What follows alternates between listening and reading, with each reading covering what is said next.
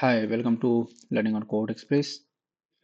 तो पिछली वीडियो में हम लोगों ने प्रोडक्ट कंट्रोलर और ऑथ यूजर कंट्रोलर ओके ये सब कंप्लीट कर लिया था। ठीक है, now we are going to validate validate करेंगे सारे रिक्वेस्ट को। इस दोनों रिक्वेस्ट को वैलिडेशन पे ले जाएंगे और ये जो हम लोग सर्विस में रन टाइम एक्सेप्शन थ्रो कर रहे हैं ना, ये सारे रन टाइम एक्सेप्शन, इन सबको हम लोग कस्टम एक्सेप्शन थ्रो करवाते हैं। ओके, तो आप लोग ऑथ कंट्रोलर और प्रोडक्ट कंट्रोलर में आप लोग बेसिकली जाके देख सकते हैं, सारे रेस्ट एपीआई एंड पॉइंट बना दिए मैंने।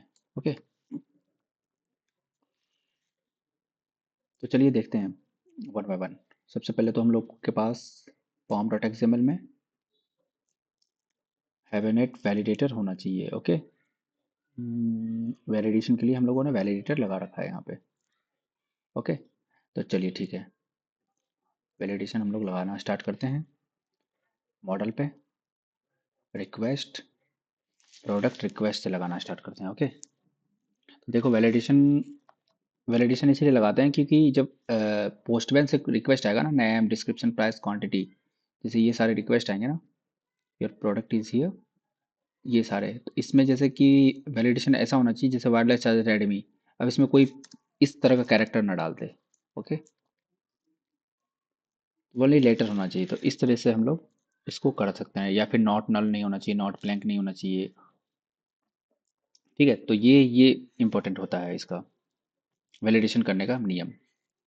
तो इसको हम लोग देखते हैं, कुछ नहीं है, जस्ट नेम पे आइए। जैसे नेम को हमें पता है नेम ब्लैंक नहीं होना चाहिए, तो नॉट ब्लैंक कर दो। ओके, नॉट नल हो गया, नॉट ब्लैंक हो गया। अब इसके अंदर तुम्हें अगर कुछ रखना है तो इसका साइज भी रख सकते हो कि प्रोडक्ट का साइज मिनिमम कितना होना चाहिए, मैक्सिमम कितना होना चाहिए। जैसे मिनिमम हम चाहते हैं 3 होना चाहिए और मैक्सिमम प्रोडक्ट का नेम 100 तक जाना चाहिए। ठीक है, तो ये सब कुछ इसके वैलिडेशन के पार्ट है। फिर डिस्क्रिप्शन में भी क्या होना चाहिए, सेम होना चाहिए। इसी को कॉपी कर लो, control C, control V, price, control V. अच्छा, प्राइस डबल में देते हैं ना क्या, ये प्राइस जो है ना डबल में जाएगा क्योंकि पॉइंट में भी प्राइस हो सकता है इसीलिए। अब यहाँ भी मुझे बदलना पड़ेगा स्टॉक डबल। ओके, एंड यहाँ भी हमें बदलना पड़ेगा डबल और यहाँ भी बदलना पड़ेगा डबल। ठीक है,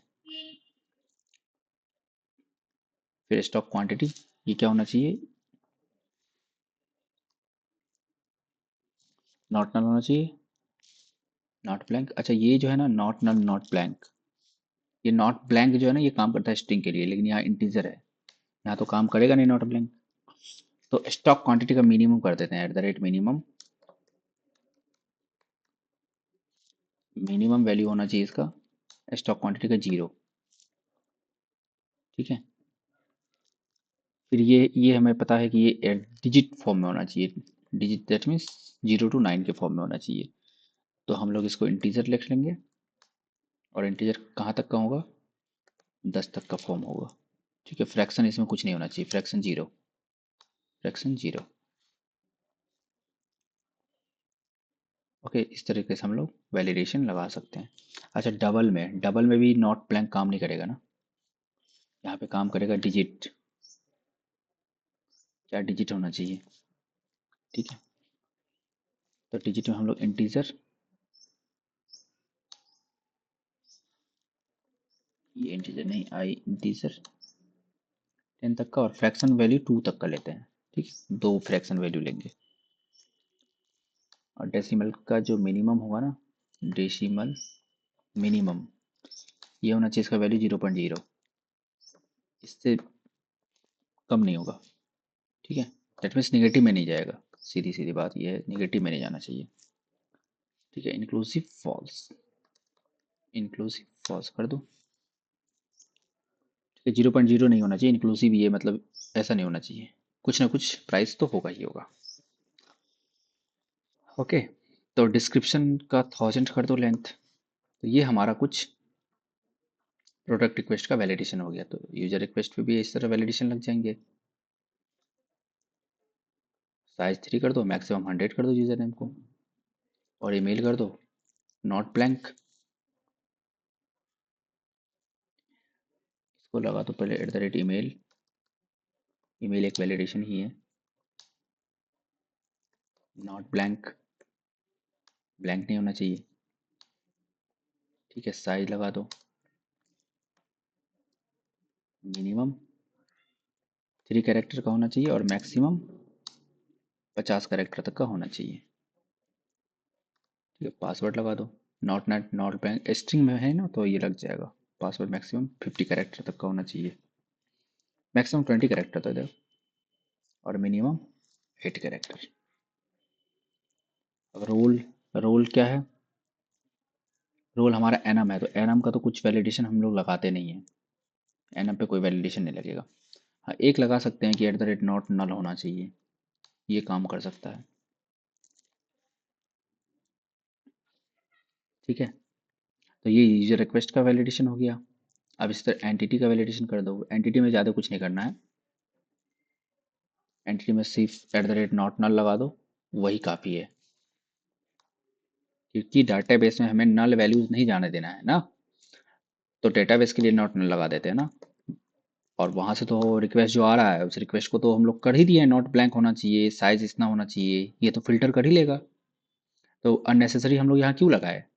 एक नॉट नल लगा के चेक कर लेते हैं कि अगर कहीं बाय मिस्टेक कोई फॉल्ट होगा हमारे कोड में, तो कम से कम नॉट नल से वो वैल्यू को अंदर जाने नहीं देगा। ओके, नॉट नल हो गया। इसी तरह यहाँ पे नॉट नल, इस तरह से यहाँ पे नॉट नल, फिर यहाँ पे नॉट नल।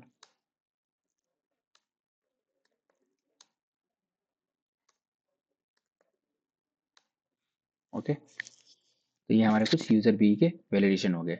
अच्छा, ये वैलिडेशन लगा देने से काम नहीं बनेगा, काम तब बनेगा ना जब हमें कंट्रोलर में जहाँ जहाँ रिक्वेस्ट बॉडी आ रहा है ना, इसके पीछे @वैलिड लगाना पड़ेगा, तो ये वैलिडेट करेगा। देखो कहाँ का वैलिडेटर आ रहा है, एक तो तुम्हें ऐड यूजर में आ गया। अब आ जाओ यहाँ पे, यहाँ पे भी दो जगह आएगा, ऐड प्रोडक्ट में आएगा, और एक आएगा अपडेट करने वाले की जगह पे, अपडेट यहाँ पे। अब ये वैलिडेशन काम करेगा। ठीक है, तो अब देखिए हम लोग स्टार्ट करके क्या होता है।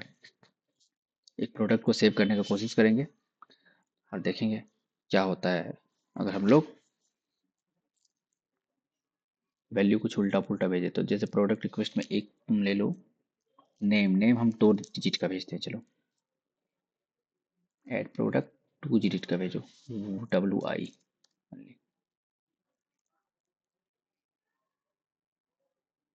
बैड रिक्वेस्ट आया, इन्वेंट्री पाथ इतना, नो नो पोस्ट करना है ना, ये पोस्ट मैपिंग जाएगा इन्वेंट्री। इन्वेंट्री पे बैड रिक्वेस्ट कुछ आया है, देखते हैं बैड रिक्वेस्ट क्या है। Resolve method argument not valid exception validate public response entity, ये देखो कुछ एक्सेप्शंस तो आए हैं, इसी को वैलिडेट करना है ना। Add product field error object product request on field name, rejected value WI, product size name size dot name argument इतना। ठीक है, कुछ मैसेज नहीं आया क्योंकि मैसेज हम लोगों ने डाला नहीं था। नेम 3 और 100, size must be between 3 and 100, इस तरह से कुछ मैसेज आएगा। ठीक है, चलो देखते हैं इसको जो है ना, ये तो हमारे कंसोल में एक्सेप्शन आया ना, इसको हम लोग कैच कर लेते हैं उसमें अपने एडवाइस पे। तो ये जो एक्सेप्शन है ना, ये यहाँ पे ये नहीं दिखा करके यहाँ पे कुछ अच्छे तरीके से दिखाएगा, जैसे एरर है ना, एरर के नीचे एक मैसेज भी आएगा। ओके, तो वो हम लोग देखते हैं इसमें। इससे पहले एक चीज़ और देख लेते हैं। ठीक है, ये मेथड का एक्सेप्शन भी बनाएंगे, पहले कस्टम एक्सेप्शन का ये बना देते हैं हम लोग। ठीक है, दोनों को एक ही साथ हैंडल कर लेंगे। Exception dot product inventory custom exception लगा देते हैं, सबको एक ही बार कंट्रोल कर लेगा। इन्वेंट्री कस्टम एक्सेप्शन,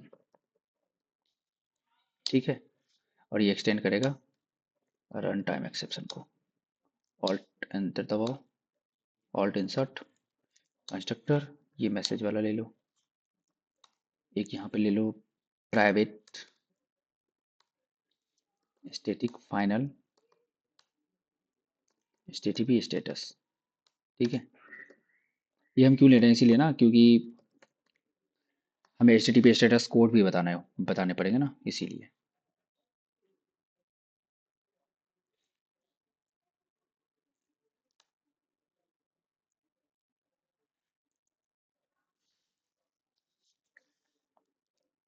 ये यहाँ पे string initialize HTTP status public static final,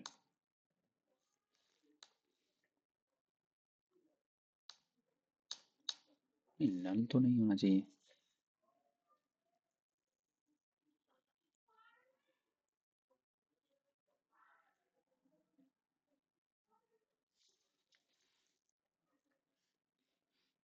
इसको देखते हैं। Okay, thank you.